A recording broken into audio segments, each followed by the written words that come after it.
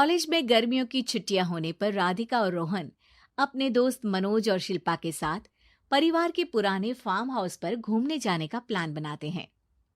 Guys, तुम दोनों को वो फार्म हाउस बहुत पसंद आएगा। बचपन से ही वो मेरी और रोहन की सबसे पसंदीदा जगह रही है। पर मैंने तो इतने सालों में तुम्हारे मुंह से कभी फार्म हाउस का नाम तक नहीं सुना। बचपन में फार्म हाउस जाते थे, लेकिन फिर अचानक सबने वहां जाना बंद कर दिया और वजह कभी किसी ने बताई नहीं। पर अब हम चारों मिलकर वहां धमाल करेंगे। इसी तरह बातें करते कुछ घंटों का सफर तय कर चारों शहर से दूर ऊंची पहाड़ी पर बने राधिका और रोहन के फैमिली फार्म हाउस पर पहुंच जाते हैं। वाह यार, ये तो बड़ा ही सुंदर है। पूरा घूमोगे तो और अच्छा लगेगा, लेकिन उससे पहले सब फ्रेशन अप हो जाओ, फिर साइट सीइंग के लिए जाएंगे। राधिका और रोहन अपने अपने कमरे में चले जाते हैं, लेकिन मनोज और शिल्पा घर में घूमने लगते हैं, जहां शिल्पा की टक्कर हॉल के बीचों बीच रखी एक पुरानी लकड़ी की कुर्सी से होती है।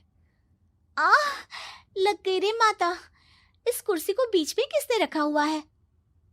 अरे तेरे स्वागत के लिए भूत ने रखा होगा। ओए, तुझे बात हंसी आ रही है?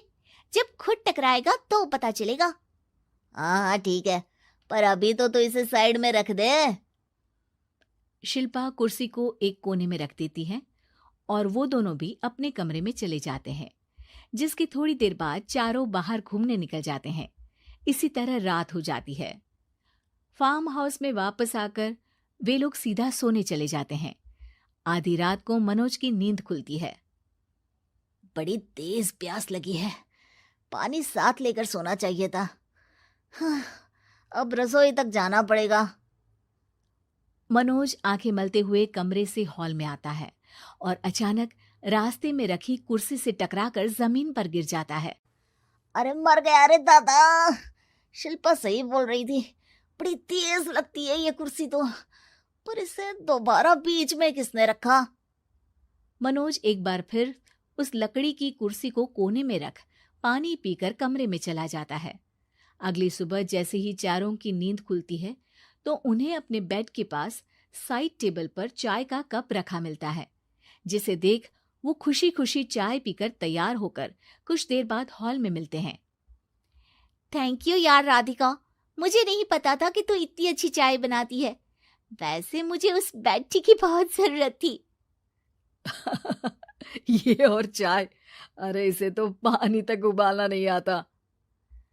मतलब तूने हमारे लिए चाय बनाई क्या दोस्त? अरे चल पागल है क्या, इतना भी प्यार नहीं है मुझे कि तुम्हारे लिए बेड टी बनाऊं। चाय पर ये चर्चा करते हुए मनोज जैसे ही पीछे मुड़ता है तो एक बार फिर लकड़ी की पुरानी कुर्सी से टकराकर उस पर गिर जाता है। हाय रब्बा, अरे चाय छोड़ो, पहले ये बताओ कि इसे बार बार बीच में कौन रखता है? कल रात ही मैंने इसे साइड किया था। तुम पहले ये बताओ कि चाय किसने बनाई थी? सबकी बातों को कुछ देर ध्यान से सुनने के बाद राधिका हैरानी से कुर्सी की तरफ देखने लगती है। भूत दीदी। राधिका की बात सुन आपस में झगड़ रहे सारे दोस्त शांत हो जाते हैं। क्या बोला अभी तूने? अरे पर अब वो यहाँ कैसे हो सकती हैं? क्यों नहीं हो सकती? हमने यहाँ आना छोड़ा था, पर उन्होंने तो घर नहीं छोड़ा ना। और याद करो, ऐसे बेड के पास कप रखना और कुर्सी को कमरे के बीच में रखना, ये सब वही तो करती थी। ये तुम दोनों किसकी बात कर रहे हो? अरे जो भी हो, कुछ अच्छा तो बिल्कुल नहीं लगता। अब देखो, डरने की कोई जरूरत नहीं है। वो सालों से इस घर में रहने वाली भूत दीदी है। वो बचपन से ही हमारे यहाँ आने पर एक बड़ी बहन की तरह हम दोनों का ख्याल रखती हैं। ओए, पगला गया है क्या? शिल्पा, मुझे यहाँ नहीं रहना, तू भी मेरे साथ ही चल। ये दोनों तो पागल हो गए हैं। जहां मनोज डर से वापस जाने की बात कर रहा होता है, वहीं शिल्पा अपने फोन में बिजी होती है। क्या तुम्हें यहाँ की सिचुएशन समझ में नहीं आ रही जो फोन में लगी हो? जिसे जो करना है करो, मैं तो जा रहा हूँ।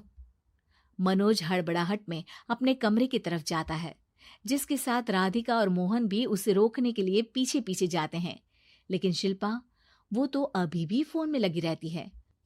कुछ देर बाद जब वो तीनों दोबारा हॉल में वापस आते हैं तो शिल्पा को सबके पैक्ड बैग्स के साथ देखकर हैरान रह जाते हैं। ये सब क्या है शिल्पा? यहाँ हम इसे समझा रहे हैं और तुम हमारे बैग्स भी पैक कर कर लेकर आई।